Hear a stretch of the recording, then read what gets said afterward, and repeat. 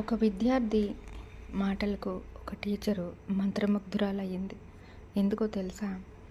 ఆ విద్యార్థి ఎగ్జామ్స్ రాస్తున్నప్పుడు ఎన్నో మార్లు ఫెయిల్ అయ్యాడు.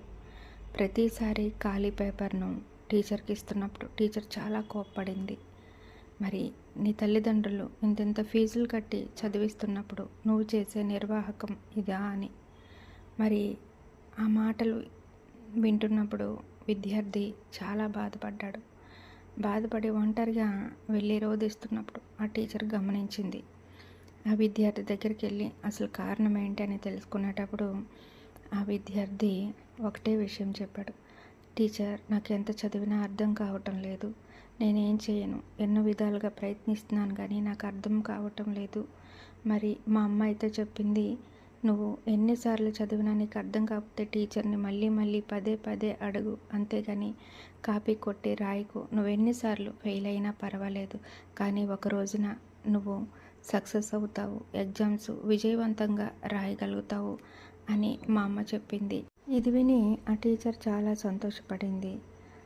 తల్లి ఇచ్చే అంత చక్కటి ప్రోత్సాహాన్ని, ఆ అబ్బాయి చూపే నిజాయితీని ఆ టీచర్ అప్రిషియేట్ చేయకుండా ఉండలేకపోయింది. మరి ఆ అబ్బాయిని బాధర్చి తనకి అర్థమయ్యే రీతిగా అప్పటి నుంచి ఆమె చెప్పడం ప్రారంభించింది.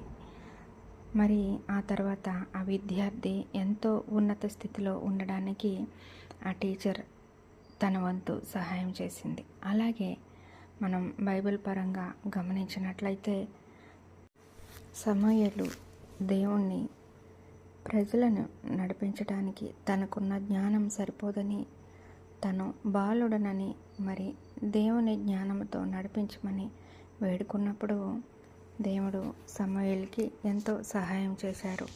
మరి ఆ తర్వాత ఏం జరిగిందో అందరికీ తెలుసు. మరి సమూయేలు ఎంతో సమయస్ఫూర్తితో మరి తన జీవితంలో ఎన్నో కార్యాలు దేవుని స్ఫూర్తితో, దేవుని సహాయంతో చేయగలిగాడు. మరి మనం కూడా బైబిల్ చదివేటప్పుడు ఎన్నో లోతైన మర్మాలు మనకు అర్థం కావు.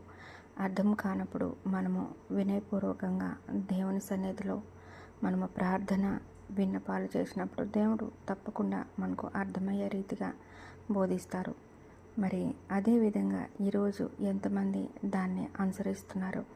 మరి ఇప్పటి నుంచైనా ప్రార్థించండి. వాక్యం చెప్తున్న సహోదరి సహోదరులారా, దేవుని జ్ఞానంతో నింపబడి వాక్యము చెప్పడానికి ప్రయత్నం చేస్తే దేవుడు సంపూర్ణంగా మిమ్మల్ని ఆశీర్వదిస్తాడు.